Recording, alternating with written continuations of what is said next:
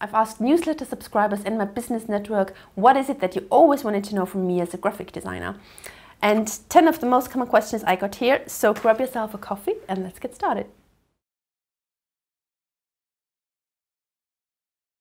I think creativity has a lot to do with curiosity. I've always been a quite curious person and I'm interested in many different things, where others tend to have their limits or are trapped in their own tunnel vision. I always try to break free and mentally zoom out.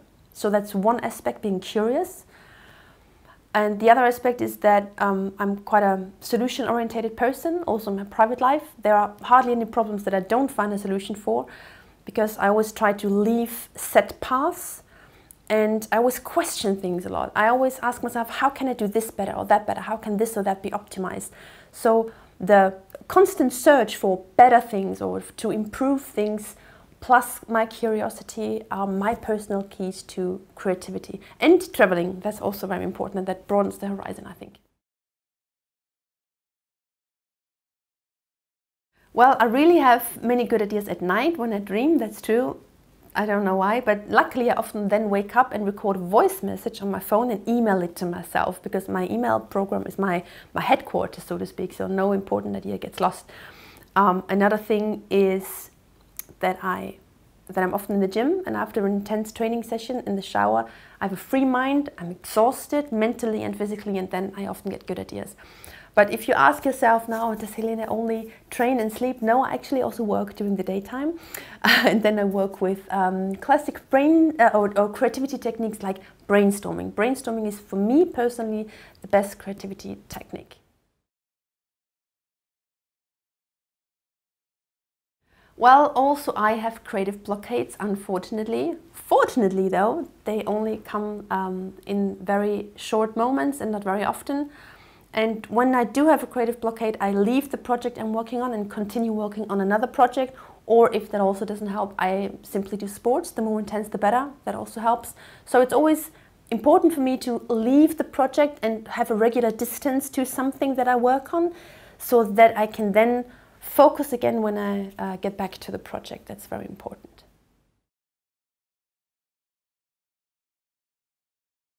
As funky as your target group is or wants to be. I personally always like it when I see something a bit funky or crazy, probably because I'm the same sometimes. But a funky logo distinguishes you from the mass. It makes you stand out, and this is what a logo should do, right? So maybe the question shouldn't be how funky can my logo be, but how funky should my logo be?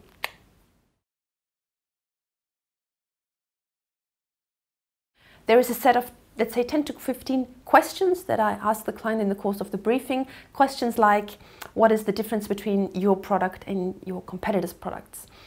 Or what's the history behind your company? Does the history behind your company even play a role for your branding? What does the target group feel when they hear your product name? What shall it feel in future when they hear your product name? So many different questions.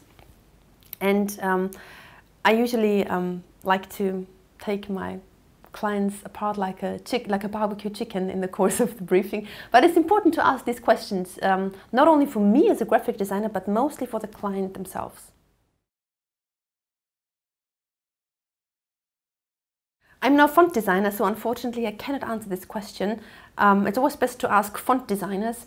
I attended a 2-day workshop conducted by the type jockeys from Vienna, and I loved going to that workshop because I developed my own font in kindergarten steps only. I didn't professionally design a font, but in very basic steps, and there's really a lot of effort going into this, so please ask type designers, font designers, how much it costs to develop a custom font.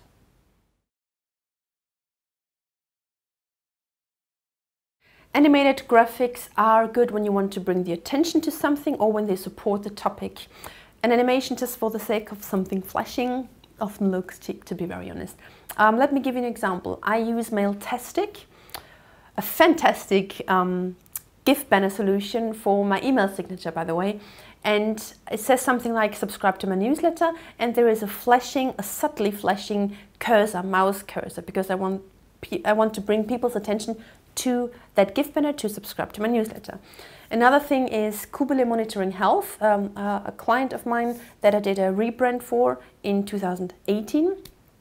And movement plays an important role for Kubile, so I thought a moving or GIF animated logo is something very nice. So the GIF animated logo really supports the topic here. So it has to support the topic or bring the attention to something, then an animation is a very good thing. There are many different shades of white. Depending on what kind of mood you want to create, you can create your very own perfect white. For example, you have pure white and you add, let's say, 3% blue into it, you have a cooler white. Or you add 3 or 4% yellow or pink, or yellow and pink to it, then you have more of a creamy, I would say latte macchiato white maybe. So depending on the mood you want to create, you can create your very own correct white and include subtle colors into pure white.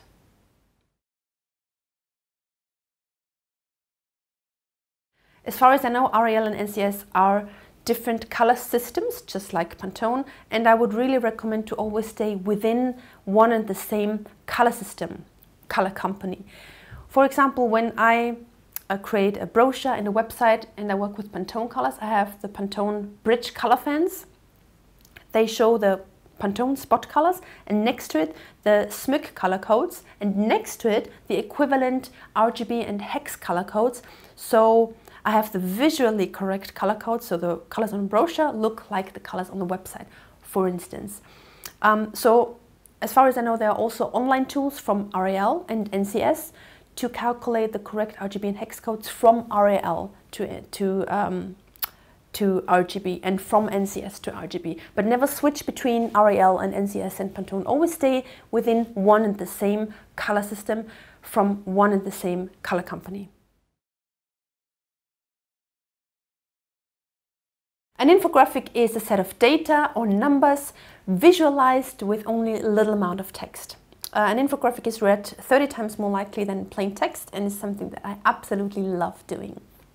Do you have any questions? I'll be happy to answer them. Send them to office@hcg-corporate-designs.com.